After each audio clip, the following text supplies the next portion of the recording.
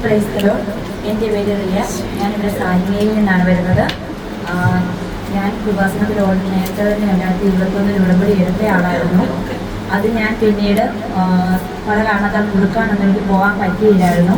അപ്പോൾ എൻ്റെ ഹസ്ബൻഡ് ഇവിടെയാണ് വർക്ക് ചെയ്യുന്നത്, കുവൈറ്റിൽ. അപ്പോൾ ഞാൻ അന്ന് തൊട്ട് കുവൈറ്റിലേക്ക് പോകാനായിട്ട് നോക്കുന്നുണ്ടെങ്കിലും എന്തൊക്കെ ഇൻ്റർവ്യൂ അറ്റൻഡ് ചെയ്താലും അവസാന നിമിഷം എനിക്ക് എന്തെങ്കിലും ഒരു പ്രശ്നം വന്നാൽ അതെല്ലാം ഫെയിലാകുമായിരുന്നു. അത് കഴിഞ്ഞ വർഷം ജൂണിലാണ് എനിക്കിവിടെ മോയിച്ചിന് വേണ്ടിയുള്ളൊരു ലിങ്ക് വന്നത്. ഞാനത് അപ്ലൈ ചെയ്തു. അത് എന്നെ സെലക്ട് ചെയ്യുകയും എനിക്ക് ഓഗസ്റ്റിൽ ഇൻ്റർവ്യൂവിന് വേണ്ടി അവരെന്നെ വിളിച്ചു. സെപ്റ്റംബറിൽ എനിക്ക് ഇൻ്റർവ്യൂ പാസ്സായെന്ന് പറഞ്ഞു. എനിക്ക് മെയിൽ വന്നു, ഓഫർ ലെറ്റർ വന്നു. ഫെബ്രുവരി 1 എനിക്ക് വിസ വന്നായിരുന്നു.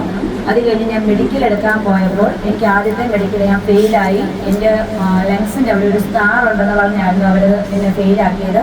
പക്ഷെ അവർ അപ്പോഴും എന്നോട് പറഞ്ഞു എൻ്റെ ബോഡിക്കും എൻ്റെ ഹെൽത്തിനും ഒന്നും ഒരു കംപ്ലൈൻറ്റും ഇല്ല, അതൊരു ഓൾഡ് സ്റ്റാറാണ്, അതുകൊണ്ട് എനിക്ക് ഒരു മെഡിസിനും അതിന് കഴിക്കേണ്ടതെന്ന് പറഞ്ഞു.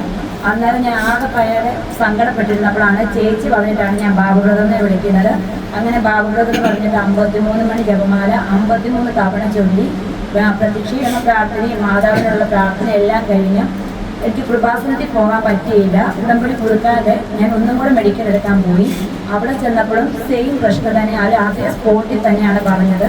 അതോടെ ഞാനെന്നാൽ ഇനി കുവൈറ്റിലേക്ക് പോരുന്നില്ല എന്ന് തന്നെ തീരുമാനിച്ചിരുന്നു. അപ്പം എൻ്റെ ചേച്ചി ഒന്നുകൂടെ പറഞ്ഞു, ബ്രദറിനെ ഒന്നുകൂടെ വിളിക്കാൻ പറഞ്ഞു. അങ്ങനെ ബ്രദറിനെ വിളിച്ചപ്പോൾ ബ്രദർ പറഞ്ഞു കൃപാസനത്തിൽ ഉടമ്പടി പുതുക്കാൻ പറഞ്ഞു. അങ്ങനെ ഞാൻ മാർച്ച് 4 ഉടമ്പടി പുതുക്കാൻ പോയി. ഉടമ്പടി പുതുക്കി മാർച്ച് 7 ഞാൻ വീണ്ടും മെഡിക്കലിന് പോയി.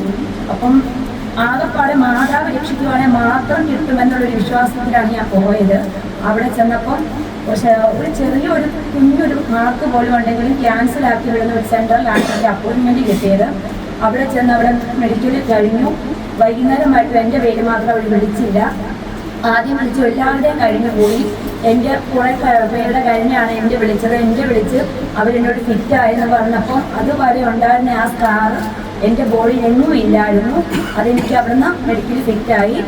മാതാവിൻ്റെ അനുഗ്രഹത്താലും ഈശോയുടെ അനുഗ്രഹത്താലും എനിക്കൊരു ഫിറ്റായി. ഞാനത് ബ്രദറിനെ വിളിച്ച് പറഞ്ഞിരുന്നു. അത് കഴിഞ്ഞ് എനിക്ക് തിരിച്ച് കയറാൻ നേരത്തും എയർപോർട്ടിലും പ്രശ്നങ്ങളുണ്ടായിരുന്നു. അപ്പോഴും ഞാൻ ബാബുബ്രദറിനെ വിളിച്ച് പറഞ്ഞു. ബാബുബ്രദറിനോട് പ്രത്യക്ഷീകരണ പ്രാർത്ഥനയും വിശ്വാസ പ്രമാണവും ചൊല്ലി ഉപ്പിട്ടിട്ട് വീണ്ടും എയർപോർട്ടിലേക്ക് വന്ന പ്രശ്നം ഉണ്ടാവില്ല എന്ന് പറഞ്ഞു. ബ്രദർ പറഞ്ഞതുപോലെ ഞാൻ ചെയ്തു. എനിക്ക് എയർപോർട്ടിൽ ഒരു പ്രശ്നവും ഉണ്ടായില്ല. ആരും എന്നെ നിർത്തിയോ ക്വസ്റ്റ്യൻ ചോദിക്കുക ഒന്നും ചെയ്യാതെ എനിക്ക് എയർപോർട്ടിൽ ഇമിഗ്രേഷൻ എല്ലാം ക്ലിയറായി എനിക്കിവിടെ എത്താൻ സാധിച്ചു. ഞാൻ ബ്രദർ എന്നോട് അന്നേ പറഞ്ഞിരുന്നു ഞാനിവിടെ എത്തിക്കഴിഞ്ഞ് എന്നോട് ഇവിടെ വന്ന് സാക്ഷ്യം പറയണമെന്ന്. അതിനാണ് ഞാനിവിടെ വന്നത്.